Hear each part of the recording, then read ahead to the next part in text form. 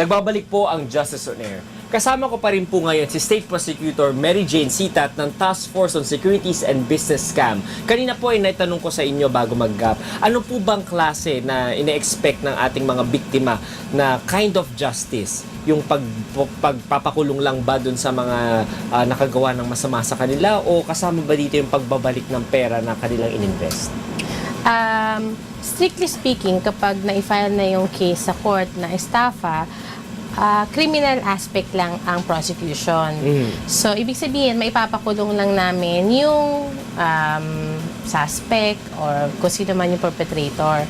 But, meron kasi tinatawag na civil aspect ang isang criminal case. Normally, pag nag-file ka ng criminal case, kasama na yung civil aspect doon. Ibig sabihin yung mga kailangang bayaran.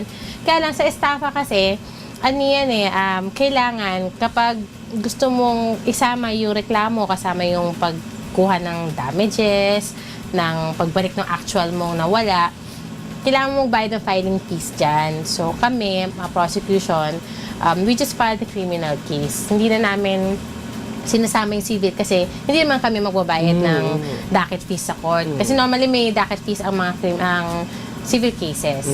So dahil pera involved dyan, so meron tayong kailangan bayaran sa korte para makuha natin yung gusto nating pera na nawala sa atin and additional damages. So minsan mahirap talaga i-explain sa mga naging biktima na hindi nila makukuha yung pera na wala sa kanila. Hindi namin kayang ibigay or ipangako na makukuha yung mga perang nawala sa kanila. Pero kapag naging successful naman yung prosecution namin, ang ma-assure lang namin is mapapakulong sila. And that is where we have a hard time explaining to them. Kasi, syempre, kung nawalan ka ng pera, gusto mo, ibalik yung pera sa'yo. Kasi para sa kanila, sabihin nila, kung makukulong lang siya, parang wala pa ng kwenta, hindi mo mabalik yung pera namin. So, yun yung mahirap na encounter na. Pang kanto ko na, iniisip ko, no, na kung gagawa ako ng isang business scam, I would have it incorporated. Diba? Para korporasyon siya. Meron siyang separate entity kaysa sa akin na isa sa mga stockholders at may-ari nun. O sige. Ngayon, dumating na tayo sa prosecution. Napakulong niyo ako. But the corporation is still there operating the same scheme na ginagawa ko. Anong recourse ng mga biktima para matigil na yung scheme na yon? Parang kaya ba nilang ipasara yung corporation? Kaya ba nilang ipaliquidate? May magagawa ba kayo yung task force in order to help them do that? Normally, kapag ang perpetrators natin ay corporation, bago natin maipakulong yung mga officers or incorporators ng korporasyon na yan, kailangan patunayan muna natin na yung negosyo niya ay hindi legal. Or legal man, meron silang binabiolate ng mga batas. So, before we can go after the officers and the incorporators, we need to prove first that the corporation is operating illegally. So, automatic yan na kapag nasabi mo yon, titigil naman yan Kasi almost always nga, na the only time you will know that it is a scam is kapag tapos na, after the fact na yan. So, kapag nalaman so, sila na mismo kusang titigil? Oo, kasi mawawala na lang sila ng parang bula. So, what we do is we pierce the corporate veil. Kasi pos namang korporasyon, walang liability yung mga incorporators, mga officers kasi nga, separate entity. But in criminal cases, we pierce binabaliwala natin yung identity ng corporation. And then we go after the very people that operate the corporation. Kadalasan yan, incorporators and the corporate officers. Now, kadalasan, actually, lately, ang mga incorporators are not the operators. So, minsan sila lang yung nasa papel. Diba? Pag hinabla mo sila, sabihin, naku, wala akong kinalaman dyan. Katulong lang yan. Katulong lang nila ako. Na pinapirma. So, para mas solid yung case mo, you go after the person involved in the operation of the business. Kasi pwede naman niya sabihin, pinapapirma lang yan sa akin. It would be very unfair to prosecute you kapag tagapirma ka lang or nandun ka lang. Kasi normally, di ba, when you incorporate a corporation, yung incorporators stay. So, kahit na mag-transfer ka ng shares or assign ka ng shares, yung pangalan ng incorporator, talagang once an incorporator, always an incorporator of a corporation. So we go to the officers kasi sila talaga yung nagpapalakad ng kumpanya. Sila yung magiging kailangan managot doon sa mga naloko nilang tao. In terms of yung experience niyo na ma'am, na-frustrate ba sila na hindi na sila tumutuloy i-prosecute yung kaso na yun? Kasi most of the motivation of people is, yun nga, maibalik lang yung pera, Ano ba? okay na, hayaan ka na naming makawala. Basta maibalik-balik yung pera namin. Yan talaga ang pinaka-problema namin sa business scam cases. Dahil when a particular victim files a case, ang thinking nila ibabalik yung pera sa kanila. Yeah. So they forget about the criminal aspect of kulong. Wala, iba kukulong ko yan. O makukulong siya.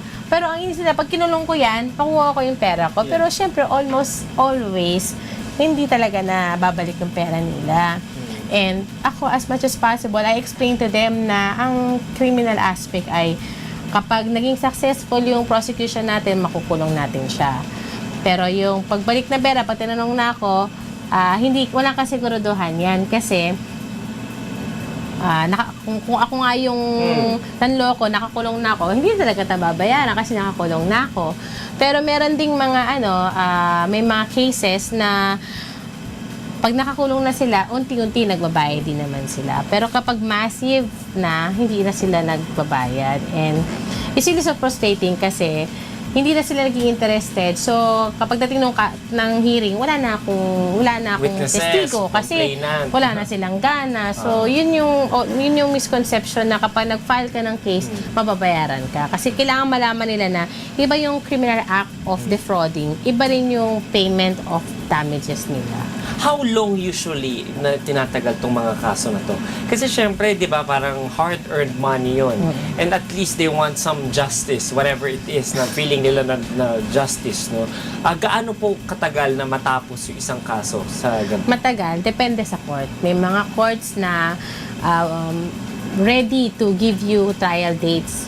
Pero syempre, ang defense, hindi mo naman hawak yan. The defense can always say, or they can always do something to postpone the hearing. Or, minsan may mga like, yung nangyari sa Yolanda. Hindi naman natin malalaman na nangyari siya. So, lahat ng kaso doon, talagang na pending na.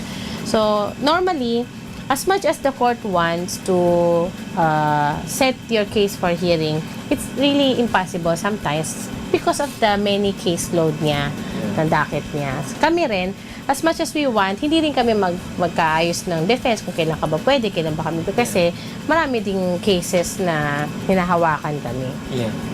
And venue of actions. Saan usually fina-file yung mga ganyan, ma'am? Kung Kaya saan, bang i-consolidate yan? Kasi syempre, iba-iba naman yan. May mga scheme na parang different Kalat. cities, kalat. Diba? Problema rin ba sa inyo yun?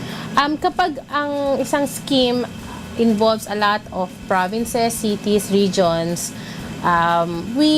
kami ang humahawak para sa central office, and then we ask to transfer the case to Manila para isang court lang, or not necessarily Manila, basta we ask the Supreme Court to give us just one court for this case para hindi na maiwasan din yung different rulings. Pero kung nangyari yung offense, nakuhanan ka ng pera sa Quezon City, sa Quezon City talaga ipa-file yan.